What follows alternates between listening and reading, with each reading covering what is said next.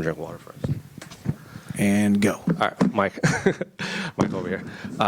Obviously, you know, I feel like for the last several years, we've been building up that one fight that you didn't get with Conor, and then the Charles fight was the rematch. So it's been a while since we've talked to you before you've been ready to face a new guy on fight week. So I guess when they came to you with Paddy said he knew this fight was happening back in December, and it maybe was on you. Maybe you didn't want to get back in right away. So I guess, what went through your mind when they gave you Paddy, and then I guess how long quickly did it take you to sign that contract? I'm a guy who is not afraid to take risks and brave the unknown and do ill-advised things to the masses at times, but I also am a man of my word. So when the UFC approached me about it, the answer was yes. I just don't know timeline-wise. I had some injuries I needed to take care of, clean up after the Charles fight.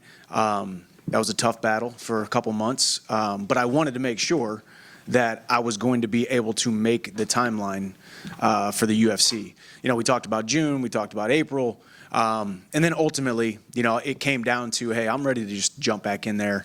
I'm healthy, I'm ready, and I had a bad taste in my mouth from that last fight with Charles.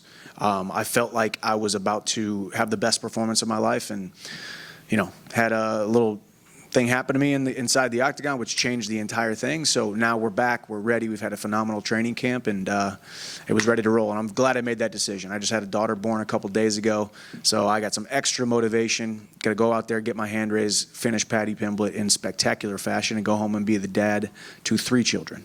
So first daughter. First daughter, so, man. First daughter, dad. Little Drew. Little Drew, D-R-U, 3 letters, 1 syllable, just like Happen Ace. I guess that's what the Chandlers do. So I'm excited. I mean, yeah, it's going to be good.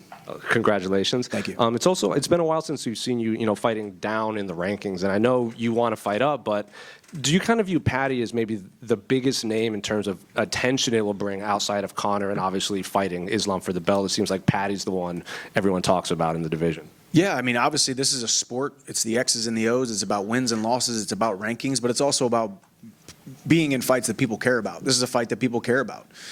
Anytime I step inside the octagon, anytime Paddy steps inside the octagon, people care. People are going to watch to hopefully watch us lose or hopefully watch us win if they're a fan of us, right? So we've both got that, and this fight has all the makings of the people's main event.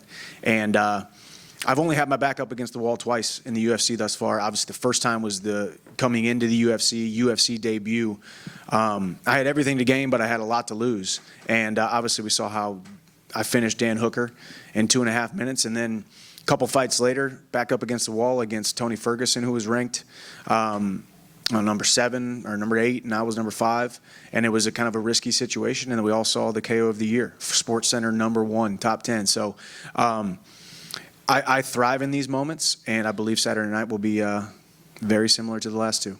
I watched that documentary on YouTube about you. I think it was called like 688 Days, and it used phrases like you've been quote-unquote trying mixed martial arts for the last 15 years, and then you were reflecting on that string of setbacks in Bellator against Will Brooks and everyone, and you used the phrase like you were forgetting how good you were before you got back into the win column. So I guess, how does this string of setbacks kind of compare to how you felt back then? Is it that much different considering now that you have all these kids and you're in the UFC and everything? Yeah, I mean, more than anything, I needed to go through that first little streak to really find out who I am. You need to go through struggle. You need to go through setbacks. You need to go through these trials in order to find out who you are. 688 days without a win at that point in my career was like a death sentence to my career, right? I'm 12-0, finished 10 fights, 9 in the first or second round. All I did was win, and all of a sudden I didn't get my hand raised against Eddie in the rematch. And I had a... I'll go first with this classic duo, chicken and waffles, from an iconic establishment. The chicken is so crispy and tender, and the waffles are buttery.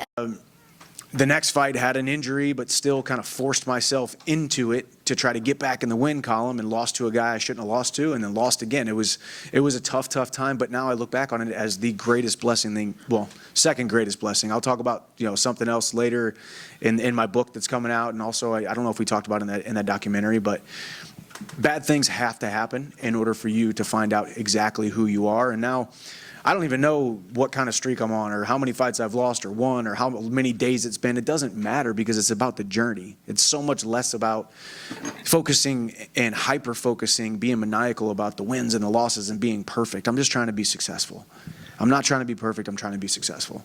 Paddy's also used the phrase, like, in his mind when he's preparing, he's like, oh, Mike's the guy that's trying to take food out of my kids' mouths, like, because he just had twins too. So do you get that mindset, like maybe he has to build you up as this guy that's the bad guy, but he might not actually hate you outside of the octagon? No, he don't hate me, and that's what's beautiful about this sport, man. You know, I got a ton of respect for Paddy. I hope I separate him from consciousness without too much bodily harm and lasting impressions.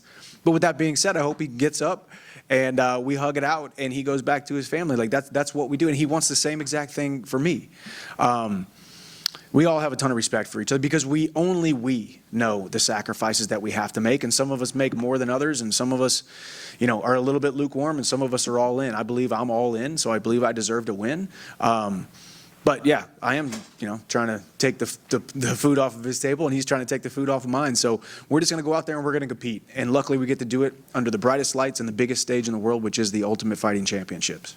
And then just last one for me. You said you had a book coming out, correct? And yeah, we're not sure when it comes out, but we just finished the first final manuscript, so we're excited. And you just had a song that's coming out too? Yeah, well, actually, I have a song coming out Thursday at midnight with Akira the Don as well, and then I wrote a song with Red Farron, and yeah, a lot of stuff happening. So we got some good stuff. Do you ever feel burnout at all? Because like juggling all that with getting in fist fights probably seems like a lot. No, not really. I think I do, and I don't know if this is right. I got to really unpack it if I'm going to speak to young MMA fighters, but I do a really good job of compartmentalizing and decompressing. I do not live in the mixed martial arts gym. I believe if I lived in the mixed martial arts gym, my career would have ended a couple years ago because it's just too much toll on your body. So when I am outside of training camps, I'm doing a lot of strength and conditioning. I'm keeping my cardio up. I'm supplementing perfectly nonstop, and I'm eating what I should be eating to just look like a professional athlete so I can prolong my career. And taking little side projects. I'm an entrepreneur. I'm a businessman. I'm an investor. So I'm just doing all kinds of other things that make me feel alive and trying to serve as many people as I possibly can. And mixed martial arts, fighting in the UFC is just my shiny object that gets people to look my direction. Mike, right here to your right. Down here, sorry. You know, there's another name that's going to appear on this card that you have some history with, obviously, and that's Patricio Pitbull. Just curious, how do you think he does in the UFC, and how do you think he does against Yair? No idea. You never know. I mean, that's why we love this sport. Whether you're a 1,001 underdog or a 1,001 favorite, anybody can win, anybody can lose. Now, you take that out. You ask me, is Patricio a competitor? Is he a championship level competitor? Absolutely. Is he violent? Is he dangerous? Does he live it? Absolutely. Yair Rodriguez is a perennial top guy, though, so it's a tough test, but it's what we want.